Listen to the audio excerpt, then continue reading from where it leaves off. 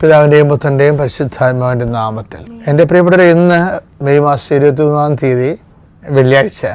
അമ്മേ പരിശുദ്ധമ്മേ, അമ്മേ പരിശുദ്ധമ്മേ, ദൈവമാതാവേ, ദൈവമാതാവേ, കൃപാസനത്തിലൂടെ ഞങ്ങൾക്കും ഞങ്ങളുടെ ദേശത്തിനും അമ്മ മധ്യസ്ഥം തേടി തന്ന എല്ലാ അനുഗ്രഹങ്ങൾക്കും കൃപകൾക്കും ഞങ്ങളിപ്പോൾ ഹൃദയം നിറഞ്ഞ നന്ദി പറയുന്നു. അമ്മേ പരിശുദ്ധമ്മേ, അമ്മേ പരിശുദ്ധമ്മേ, ദൈവമാതാവേ, 2004 ഡിസംബർ 7 തീയതി ഉച്ചകഴിഞ്ഞ് 2:30 കൃപാസനത്തിൽ സംഭവിച്ച അമ്മയുടെ പ്രത്യക്ഷപ്പെടലിനെ കുറിച്ച് തിരുസഭയ്ക്ക് സമർപ്പിച്ചിരിക്കുന്ന പഠനരേഖകളുടെ മേൽ സഭാത്മകമായ പഠനം ആരംഭിക്കുവാൻ ഞങ്ങൾ പ്രാർത്ഥിക്കുന്നു.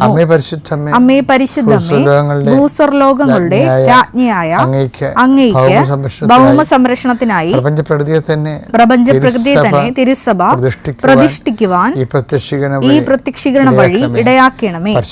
പരിശുദ്ധമ്മേ, ജപമാല മാതാവേ, സകല കൃപാസനം പ്രാർത്ഥനകളോടും ചേർത്ത് ഞങ്ങളിപ്പോൾ പ്രാർത്ഥിക്കുന്ന ഈ കുടുംബത്തിന്റെ പ്രത്യേക നിയോഗം.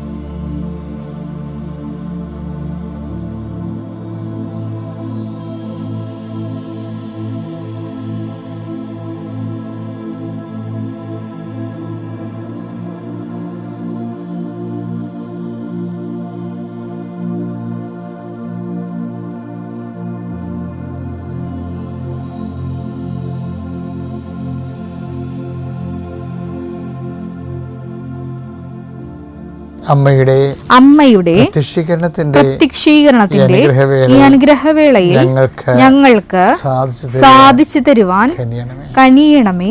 വിശ്വാസ പ്രമാണം. സർവശക്തനായ പിതാവും ആകാശത്തിന്റെയും ഭൂമിയുടെയും സൃഷ്ടാവുമായ ദൈവത്തിൽ ഞാൻ വിശ്വസിക്കുന്നു. അവിടുത്തെ ഏകപുത്രനും ഞങ്ങളുടെ കർത്താവുമായ ഈശോമിശിഹായിലും ഞാൻ വിശ്വസിക്കുന്നു. ഈ പുത്രൻ പരിശുദ്ധാത്മാവിനാൽ ഗർഭസ്ഥനായി കന്യകാമറിയത്തിൽ നിന്ന് പിറന്ന് പൊന്തിയോസ് പീലാത്തോസിന്റെ കാലത്ത് പീഡകൾ സഹിച്ച് കുരിശിൽ തറയ്ക്കപ്പെട്ട് മരിച്ച് അടക്കപ്പെട്ട് പാതാളങ്ങളിൽ ഇറങ്ങി മരിച്ചവരുടെ ഇടയിൽ നിന്ന് 3-ാം നാൾ ഉയർത്ത് സ്വർഗത്തിലേക്ക് എഴുന്നള്ളി സർവശക്തിയുള്ള പിതാവായ ദൈവത്തിന്റെ വലതുഭാഗത്തിരിക്കുന്നു. അവിടെ നിന്ന് ജീവിക്കുന്നവരെയും മരിച്ചവരെയും വിധിക്കുവാൻ വരുമെന്നും ഞാൻ വിശ്വസിക്കുന്നു. പരിശുദ്ധാത്മാവിലും ഞാൻ വിശ്വസിക്കുന്നു. വിശുദ്ധ കത്തോലിക്കാ സഭയിലും പുണ്യവാന്മാരുടെ ഐക്യത്തിലും പാപങ്ങളുടെ മോചനത്തിലും ശരീരത്തിന്റെ ഉയർപ്പിലും നിത്യമായ ജീവിതത്തിലും ഞാൻ വിശ്വസിക്കുന്നു. ആമേൻ. സ്വർഗ്ഗസ്ഥനായ ഞങ്ങളുടെ പിതാവേ, അങ്ങയുടെ നാമം പൂജിതമാകണമേ. അങ്ങയുടെ രാജ്യം വരണമേ. അങ്ങയുടെ തിരുമനസ് സ്വർഗത്തിലെ പോലെ ഭൂമിയിലും ആകണമേ. അന്നു വേണ്ടുന്ന ആഹാരം ഇന്ന് ഞങ്ങൾക്ക് തരണമേ. ഞങ്ങളോട് തെറ്റ് ചെയ്യുന്നവരോട് ഞങ്ങൾ ക്ഷമിക്കുന്നത് പോലെ ഞങ്ങളുടെ തെറ്റുകൾ ഞങ്ങളോടും ക്ഷമിക്കണമേ. ഞങ്ങളെ പ്രലോഭനത്തിൽ ഉൾപ്പെടുത്തരുതേ, തിന്മയിൽ ഞങ്ങൾ രക്ഷിക്കണമേ. ആമേൻ. നന്മ നിറഞ്ഞ മറിയമേ, സ്വസ്തി. കർത്താവ് അങ്ങയുടെ കൂടെ സ്ത്രീകളിൽ അങ്ങ് അനുഗ്രഹിക്കപ്പെട്ടവളാകുന്നു. അങ്ങയുടെ ഉദരത്തിൻ ഫലമായി ഈശോ അനുഗ്രഹിക്കപ്പെട്ടവനാകുന്നു. പരിശുദ്ധ മറിയമേ, തമ്പുരാന്റെ അമ്മേ, പാപികളായ ഞങ്ങൾക്ക് വേണ്ടി ഇപ്പോഴും ഞങ്ങളുടെ മരണസമയത്തും തമ്പുരാനോട് അപേക്ഷിക്കണമേ. ആമേൻ. കർത്താവേ, നിന്റെ ഉന്നതമായ നാമത്തിന് സ്തോത്രം ചെയ്യുന്നു. കർത്താവേ, നിന്റെ വിശുദ്ധ പൗരോഹിത്യത്തെ മഹത്വപ്പെടുത്തണമേ. കർത്താവെ, സഭയിലുള്ള സാന്നിധ്യം പ്രകടമാക്കണമേ. 39 വർഷം ഞാൻ അർപ്പിച്ച കൃപാനയുടെ യോഗ്യതയാൽ കൃപാസ്ഥാനത്താറെ ജീവനോടെ പ്രത്യക്ഷപ്പെട്ട മാതാവിൻ്റെ മാധ്യസ്ഥത്താൽ ഇന്ന് മെയ് 23 തീയതിയായ വെള്ളിയാഴ്ച യാത്ര ചെയ്യുന്ന എല്ലാ മക്കളെയും ഞാൻ ആശീർവദിക്കുന്നു. നിങ്ങളുടെ യാത്രയുടെ ലക്ഷ്യങ്ങൾ കർത്താവിൻ്റെ നാമത്തിൽ ആശീർവദിക്കപ്പെടട്ടെ. നിങ്ങളുടെ നിങ്ങളുടെ ജീവിതത്തിൻ്റെ ഭാരങ്ങളുമായി നിങ്ങൾ സഞ്ചരിക്കുമ്പോൾ കഴുത്തിടറാതെ മുന്നോട്ട് പോകാൻ കർത്താവ് നിന്നെ താങ്ങട്ടെ. അധ്വാനിക്കുന്നവനും ഭാരം വഹിക്കുന്നവനും എൻ്റെ അടുക്കൽ വരിക, ഞാൻ നിങ്ങളെ ആശ്വസിപ്പിക്കാമെന്ന് അളിച്ചത് കർത്താവിൻ്റെ വചനത്തിലെ ആ ആശ്വാസ വചനത്തിലെ പ്രത്യാശ അർപ്പിച്ചുകൊണ്ട് ദൈവവേദലെ നീ മുന്നേറുക. നിന്റെ ഇടത്തും വലത്തും വീട്ടിലും വഴിയിലും ജലത്തിലും കരയിലും വാഗ്ദാനപ്രകാരം നിന്റെ ദൈവത്തിൻ്റെ ദൂതൻ നിനക്ക് മുമ്പേയും സഞ്ചരിക്കട്ടെ. അമ്മ പരിശുദ്ധ ദേവമാതാവ് കാനായിലെ കല്യാണ കുടുംബത്തിൽ എന്നതുപോലെ നിന്റെ അവശതകളും പോരായ്മയില്ലെങ്കിലും നീ അറിയുന്ന മുമ്പ് തന്നെ അറിഞ്ഞുകൊണ്ട് നിനക്ക് വേണ്ടി മധ്യസ്ഥം വഹിക്കട്ടെ.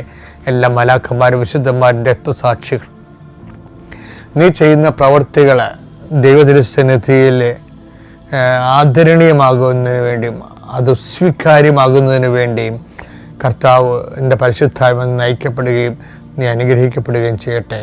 നീ ആർക്ക് വേണ്ടിയാണ് വാദിക്കുന്നത്, ആർക്ക് വേണ്ടിയാണ് നീ ശുപാർശ ചെയ്യുന്നത്, അവരെ കർത്താവ് ആശീർവദിക്കട്ടെ.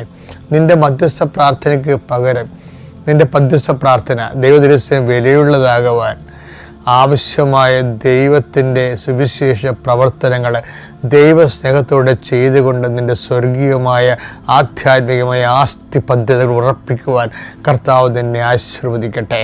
എൻ്റെ കർത്താവിൻ്റെ ഉന്നതമായ നാമത്തിൽ സഭയുടെ അധികാരത്തിൽ നിൻ്റെ അധ്വാന ശേഷികൾ വർദ്ധിക്കുകയും അധ്വാന ഫലങ്ങൾ അഭിവൃദ്ധി പ്രാപിക്കുകയും ചെയ്യട്ടെ.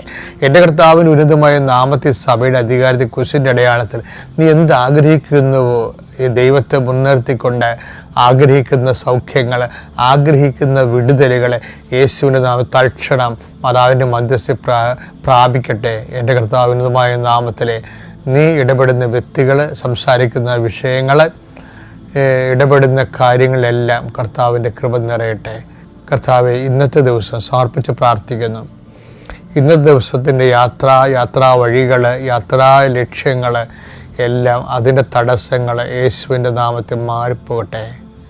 കർത്താവ്, രാവിലെ അങ്ങയുടെ തിരുസന്നിധിയിൽ തിരിച്ചണയുന്ന കാലത്തെ വഴിവെക്കിലെല്ലാം നിന്നെ കണ്ടുമുട്ടിയതിൻ്റെ അനുഭവങ്ങൾ മനസ്സിലോർത്ത് നിനക്ക് നന്ദി പറയുവാൻ ഈ ദൈവപൈതലിനെ കർത്താവ് മുദ്ര അനുഗ്രഹം നൽകട്ടെ എന്ന് പ്രാർത്ഥിക്കുന്നു. നിൻ്റെ അടിക്കടി നിൻ്റെ വിശ്വാസം വർദ്ധിക്കുകയും അടിക്കടി നിൻ്റെ ദൈവസ്നേഹം വർദ്ധിക്കുകയും നീ ദൈവത്തിൻ്റെ സുവിശേഷ സാക്ഷ്യം വഹിക്കാൻ നിനക്ക് ഭാരമില്ലാതൊരു ആ സാക്ഷ്യം വഹിക്കുവാൻ പറ്റുന്ന രീതിയിൽ ദൈവം നിന്നെ ആശീർവദിക്കുകയും അനുഗ്രഹിക്കുകയും ചെയ്യട്ടെ.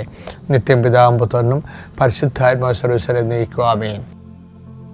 എൻ്റെ പ്രിയപ്പെട്ടവരെ, ഉടമ്പടി ജീവിതത്തിലെ നമ്മുടെ ഡെയിലി ബ്രെഡ്, അനുദിന ആത്മമന്ന എന്നീ ശുശ്രൂഷയുടെ തുടങ്ങാനുള്ള കാരണം ഉടമ്പടി എടുത്തവരെ ലക്ഷ്യം വെച്ചുകൊണ്ടാണ്. ഉടമ്പടി എടുത്തവരെ ചിലർ രാവിലെ ഒരു പ്രാർത്ഥന അച്ഛനുമായിട്ട് കിട്ടിയിരുന്നെങ്കിലെന്ന് ആശിക്കുന്ന പോലെയുള്ള സാക്ഷ്യങ്ങൾ പറയും. നമുക്ക് നേരത്തെ അങ്ങനെ ചെറുതായിട്ടുണ്ടായിരുന്നു, പക്ഷെ അത് റെക്കോർഡ് ചെയ്തിട്ട് മധ്യസ്ഥ പ്രാർത്ഥന സ്വരം ആയിട്ട് കേൾക്കണത്. അപ്പോൾ അത് അല്ലാതെ അച്ഛൻ സ്ക്രീനിൽ വന്നിട്ട് നമുക്ക് ഒരുമിച്ച് പ്രാർത്ഥിക്കാൻ പറ്റുന്ന സാഹചര്യം പണ്ട് കോവിഡ് കാലത്ത് അങ്ങനെ ചെയ്യുമായിരുന്നു. ആ അനുഭവങ്ങളുടെ വെളിച്ചത്തിൽ ആൾക്കാർ ആവശ്യപ്പെട്ടിട്ടാണ് നമ്മൾ ഈ ഡെയിലി ബ്രെഡ് തുടങ്ങാൻ കാര്യം. കോവിഡ് കാലത്ത് ഓൺലൈനിൽ തന്നെ എല്ലാവർക്കും വേണ്ടി പ്രാർത്ഥിക്കുമായിരുന്നു. അത് തന്നെ ഇത്. അപ്പം അത് ആൾക്കാർക്ക് എല്ലാ ആശ്വാസവും അനുഭവം ഉണ്ടായിട്ടുണ്ട്.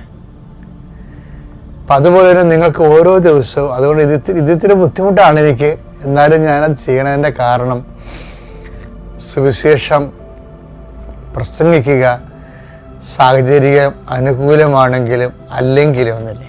2 തിമോത്തി 4:2 വചനം പ്രസംഗിക്കുക സാഹചര്യങ്ങൾ അനുകൂലമാണെങ്കിലും അല്ലെങ്കിലും ജാഗരൂകതയോടെ വർത്തിക്കുക. മറ്റുള്ളവരിൽ ബോധ്യം ജനിപ്പിക്കുകയും അവരെ ശാസിക്കുകയും ഉദ്ബോധിപ്പിക്കുകയും ചെയ്യുക. ഇതെല്ലാം ഞാൻ ചെയ്യണതാണ്. നിങ്ങൾക്കറിയാമല്ല, ഉടമ്പടി ധ്യാനം കേൾക്കുമ്പോൾ ഒരു ശാസ്ത്രം കിട്ടാത്ത ഒരൊറ്റ ഉടമ്പടി ധ്യാനം പോലും ഉണ്ടാകത്തില്ല. എന്തെങ്കിലുമൊക്കെ അച്ഛൻ നിങ്ങൾ വഴക്ക് പറയും. അത് കാര്യം ഇത് അത് സുവിശേഷത്തിൽ അങ്ങനെ ശാസിക്കേണ്ടതാണ്. അതായത് ഇടയൻ ആടുകളെ നയിക്കുമ്പോൾ ചിലരിങ്ങനെ അപഭ്രംശം സംഭവിക്കത്തില്ലേ, അപ്പോൾ ഒരു കൊട്ടും മുട്ടൊക്കെ കൊടുത്തിട്ടാണ് നേരെ ആക്കി വെക്കുന്നത്. അപ്പം അതുപോലെ ശാസന കിട്ടും. പിന്നെ എന്താണ് ബോധ്യം. അപ്പോൾ ഞാൻ എപ്പോഴും കർത്താവിനോട് പറയുകയാണ്, കർത്താവേ, ജനങ്ങൾക്ക് ഞാൻ സംസാരിക്കുമ്പോൾ ബോധ്യം കിട്ടണമെന്ന്. പണ്ടേ ഞാൻ സംസാരിച്ച ആൾക്കാർക്ക് മനസ്സിലാകത്തില്ലായിരുന്നു. ഞാൻ സെമിനാരിൽ നിന്ന് ഫ്രഷ് ഹാൻഡായിട്ട് ഇറങ്ങിയിട്ട് ആദ്യത്തെ 3 കൊല്ലമൊക്കെ സംസാരിക്കുമ്പോൾ അച്ഛൻ പറഞ്ഞൊന്നും മനസ്സിലാടെന്ന് പറയും. അപ്പോൾ എനിക്ക് തന്നെ അറിയാം ഞാൻ ഓവർ തിയോളജിക്കലും ഓവർ ഫിലോസഫിക്കലുമാണ്. അങ്ങനെയായിട്ടാണ് പണ്ട് സംസാരിച്ചുകൊണ്ടിരുന്നത്. അപ്പോൾ അതിന് ജീവിതമായിട്ട് യാതൊരു ബന്ധവും ഇല്ല. അവസാനം ഞാൻ തന്നെ ചോദിച്ചു വാങ്ങിച്ചതാണ്. സിമ്പിളായിട്ടുള്ള ലളിതമായ രീതിയിൽ കർത്താവെ ജനങ്ങളോട് സംസാരിക്കാൻ ഇടയാക്കണമെന്ന്. ഇന്നത്തെ ശൈലി അതിനേക്കാൾ മാറി. ഇന്ന് വചനത്തിൻ്റെ പൊരുളുകൾ ജീവിതത്തിൻ്റെ ബന്ധിയായിട്ട് ലിങ്ക് ചെയ്ത് അവതരിപ്പിക്കാൻ കർത്താവ് ഒരു പ്രത്യേക അഭിഷേകം തന്നു. ഞാനത് കഴിഞ്ഞ ദിവസങ്ങളിൽ ഒരു ചേച്ചി ഒരു സാക്ഷിയൊക്കെ പറഞ്ഞിരുന്നു. കാര്യം അത് കേൾക്കുമ്പോൾ അവർക്ക് ജീവിതത്തിൽ ബോധ്യങ്ങൾ കിട്ടുമെന്ന്. അത് ഈ 2 തിമോത്തി 4 ഒന്നുകൂടെ വായിച്ചേ. വചനം പ്രസംഗിക്കുക സാഹചര്യങ്ങൾ അനുകൂലമാണെങ്കിലും അല്ലെങ്കിലും അതായത് അല്ലെങ്കിലും എന്ന് പറഞ്ഞു കഴിഞ്ഞാലേ, അതായത് ഇതിന് 2 മാർക്കാണുള്ളത്. 2 തരം മാർക്കുണ്ട്. ജാഗരൂകത വേണം. പക്ഷെ അതേസമയം തന്നെ സാഹചര്യം ഒക്കുമ്പോൾ മാത്രം വചനം പ്രഘോഷിക്കാനുള്ളതല്ല. പ്രാർത്ഥന അങ്ങനെയാണ്. അതൊരു അപ്പോസ്തലിക നിലപാടാണ്. അതായത് ഇപ്പം സാഹചര്യം പ്രതികൂലമാണ് എങ്കിൽ അങ്ങനെ എന്നിട്ടും നമ്മൾ പ്രാർത്ഥിക്കുകയും പ്രവർത്തിക്കുകയും ചെയ്യണമെങ്കിൽ അതിന് ഒരു എബോവ് ഡിസ്റ്റിങ്ഷൻ മാർക്കാണ് ഉള്ളത്. അനുകൂലമായ സാഹചര്യത്തിൽ പ്രവർത്തിച്ച ക്ലാസ് മാർക്ക് കിട്ടും നമുക്ക് 60 മാർക്ക്. അതാണ് വ്യത്യാസം. അല്ലെങ്കിൽ നമുക്ക് സമയത്ത് ആഹാരം കിട്ടുന്നുണ്ട്, നമുക്ക് രോഗങ്ങളൊന്നുമില്ല, കടങ്ങളൊന്നുമില്ല, നമ്മൾ വളരെ ഹാപ്പിയാണ്, ഫീൽ ഫ്രീ ആണ്. അപ്പോൾ ദൈവത്തിന് നമ്മൾ വർക്ക് ചെയ്യണമെങ്കിൽ നമുക്ക് 60% ആണുള്ളത്. എൻ്റെ അനുഭവത്തിൽ നിന്ന് ഞാൻ പറയണ. പക്ഷെ നമ്മുടെ സാഹചര്യം പ്രതികൂലമാണ്. എന്താണ്, നമുക്ക് രോഗമുണ്ട്, ശരീരം മേലനങ്ങണില്ല, അതുപോലെ തന്നെ നമുക്ക് ചിലപ്പോൾ വിശപ്പുണ്ട്, അതിന് തൽക്കാലത്തേക്ക് മാർഗം കാണുന്നില്ല. അങ്ങനെയുള്ള പ്രതികൂല സാഹചര്യങ്ങളിലും ആണ് പ്രാർത്ഥിക്കണമെന്നുണ്ടെങ്കിൽ അതിന് ഈ 80% എബോവ് മാർക്കിങ്സ് വരും. പക്ഷെ ബുദ്ധിയുള്ളവർ, കാര്യം ഞാൻ എപ്പോഴും നിങ്ങൾ പറയുന്നു, ഈ ഉടമ്പടി ജീവിതം ബുദ്ധിയുള്ളവരുടെ ജീവിതമാണെന്ന് പറയും. As A life of intellect. എന്താ കാര്യം, ആ ഷെയറിന് അടുത്ത ഏത് ഷെയറാണ് അടുത്ത മാർക്കറ്റിൽ വില കൂടാൻ കഴിവുള്ളതെന്ന് ചിലർക്ക് അറിയാൻ പറ്റും. അപ്പോൾ അവരത് വില കുറച്ചപ്പോൾ വാങ്ങിച്ചു വെക്കും. ഇപ്പം നമുക്ക് പ്രയാസങ്ങളൊക്കെ ഉള്ള സമയമാണെങ്കിൽ, വേദന, രോഗം, മറ്റുള്ളവരുടെ വഴക്ക്, അതുപോലെ തന്നെ വീട്ടിലെ ഭിന്നതകളൊക്കെ ഉള്ള സമയത്ത് അത് നമ്മളിതിനെ ബാധിക്കാതെ നമ്മൾ നമ്മുടെ ജോലി ശുശ്രൂഷയോടെ മുന്നോട്ട് പോകുകയാണെങ്കിൽ അതിന് മാർക്ക് കൂടും. എന്താ കാര്യം, അത് ഭയങ്കര പ്രാർത്ഥിക്കാൻ പാടുള്ള സമയമാണ്. അപ്പം എന്നിട്ട് നമ്മൾ പ്രാർത്ഥിക്കുമ്പോൾ ഉള്ളതിന് നല്ല ദൈവസന്നിധിയിൽ മഹത്വം വർദ്ധിക്കും. അങ്ങനെയാണ് എൻ്റെ റേറ്റിംഗ് വർദ്ധിക്കുന്നത്. അപ്പം അതുകൊണ്ട് നീ ഒരു വളരെ മോശം കാലാവസ്ഥയിൽ നല്ലവണ്ണം വർക്ക് ചെയ്യണതാണ് ഈ ആധ്യാത്മികത എന്ന് പറയുന്നത്. പറഞ്ഞു മനസ്സിലായില്ലേ? മോശം കാലാവസ്ഥയിൽ ഇപ്പോൾ മത്സ്യത്തൊഴിലാളി സഹോദരങ്ങൾക്ക് ഇപ്പം മോശം കാലാവസ്ഥയാണ്. എന്താ കാര്യം, രാവിലെ എഴുന്നേൽക്കുമ്പോൾ തന്നെ കാറ്റും മഴയുമാണ്. അപ്പോൾ ഒഴുക്കുമുണ്ടാകും ശക്തമായിട്ട്. അപ്പോൾ വള്ളം എത്ര തുഴഞ്ഞാലും 7 കടലൊക്കെ ഒടിഞ്ഞ് വീണ കാണാം. എന്നിട്ടാണ് പിന്നെ കടൽ താറിയിട്ട് നിരപ്പ് കിട്ടുന്നത്.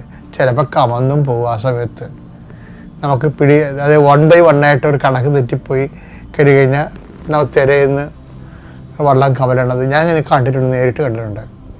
അപ്പോൾ എന്ത് സംഭവം എന്ന് വെച്ച് കഴിഞ്ഞാൽ ആ സമയത്ത് ഈ നമ്മുടെ ആധ്യാത്മിക ജീവിതത്തിലും ഇതുപോലുള്ള ഒരു സമയമാണ് നിനക്കെന്ന് വിചാരിച്ചോ. വഴക്കുണ്ട്, കേസുണ്ട്, പോലീസ് സ്റ്റേഷനിൽ ചെല്ലാൻ പറഞ്ഞിരിക്കുന്നു, കുടുംബത്തിൽ വീട്ടിൽ സാമ്പത്തിക ബാധ്യത കാര്യങ്ങളുണ്ട്, കുഞ്ഞുങ്ങളുടെ പഠനമുണ്ട്, അവരുടെ പരീക്ഷ, അവരുടെ ഉപരിവിദ്യാഭ്യാസത്തിന് വേണ്ടിയുള്ള ചിലവുണ്ട്. അപ്പം നീ ഇങ്ങനെ എവിടെ പായുമെന്നറിയാൻ പറ്റാൻ നിൽക്കുന്ന സമയമാണെങ്കിലും ഈ സമയത്ത് നിനക്ക് നമ്മൾ ഒരു സ്വർഗസ്ഥനായ പിതാവിന് 1 കോടി രൂപയുടെ അത്രയും വിലയുള്ള സമയമാണിത്. മനസ്സിലായില്ലേ? അപ്പം അതുകൊണ്ട് അയ്യോ എന്നിട്ട് ഞാൻ ഇത്രയും കഷ്ടപ്പെടല്ലോ, എന്നിട്ട് ഇത്രയും ഞാൻ ഇങ്ങനെ ദൈവത്തെ ഒപ്പ് ജീവിച്ചിട്ടും എനിക്ക് കഷ്ടപ്പാടാണല്ലോ, എനിക്ക് പ്രാർത്ഥിച്ചിട്ട് എന്ത് കാര്യം എന്നൊക്കെ പറഞ്ഞുകൊണ്ട് ചില ഇൻഡയറക്റ്റ് അല്ല ഇഡിയറ്റ്സ് അല്ലേ അവർ പ്രെയർ ചെയ്യാതിരിക്കും. അപ്പോൾ ഈ സമയത്താണ് നമുക്ക് പ്രെയർ. അപ്പോൾ എല്ലായ്പ്പോഴും ഓർക്കണം, ജീവിതം പ്രശ്നത്തിലിരിക്കുമ്പോൾ നമുക്ക് നല്ല റേറ്റിംഗ് ഉണ്ടാകും നമ്മുടെ തന്നെ. അപ്പോൾ നിങ്ങൾ എന്ത് ചെയ്യണമെന്നറിയാമോ? നിങ്ങൾ അതൊന്നും നോക്കാതെ കണ്ണുടച്ച് പ്രാർത്ഥനാ ജീവിതത്തിലെ സുവിശേഷ സാക്ഷ്യ ജീവിതത്തിലെ വെള്ളം ചേർക്കാതെ മുന്നോട്ട് പോകണം. എന്നിട്ട് എന്ത് ചെയ്ത ഈശോ ഇത് ഒരു സമയമാകുമ്പോൾ ഈശോ ഇതെല്ലാം കറക്റ്റ് ആൻസർ ചെയ്യുന്ന സമയമുണ്ട്. അത് ഭയങ്കര രസമാണ്. നിലച്ചെറിയ സമയത്ത് നമുക്ക് കാര്യങ്ങൾ സെറ്റാകണ കാണാം. അപ്പം അതുകൊണ്ട് സന്തോഷമായിരിക്കുക. സാഹചര്യം പ്രതികൂലമാണെങ്കിൽ തന്നെ നിൻ്റെ ആധ്യാത്മിക ജീവിതം ഒരു അല്പം പോലും തടസ്സമില്ല മുന്നോട്ട് കൊണ്ടുപോവുക. കർത്താവ് നിന്നെ അനുഗ്രഹിക്കട്ടെ. അത്യപൂർവ ദൈവാനുഭവങ്ങൾ ഇനി നിങ്ങൾക്കും സ്വന്തം. ഈ യൂട്യൂബ് ചാനൽ ഇതുവരെ സബ്സ്ക്രൈബ് ചെയ്തിട്ടില്ലെങ്കിൽ ഇപ്പോൾ തന്നെ സബ്സ്ക്രൈബ് ചെയ്യുക. ഈ വീഡിയോ ഇപ്പോൾ തന്നെ നിങ്ങളുടെ സുഹൃത്തുക്കൾക്ക് ഷെയർ ചെയ്തുകൊണ്ട് കർത്താവിൻ്റെ പ്രേക്ഷിതരാകുക.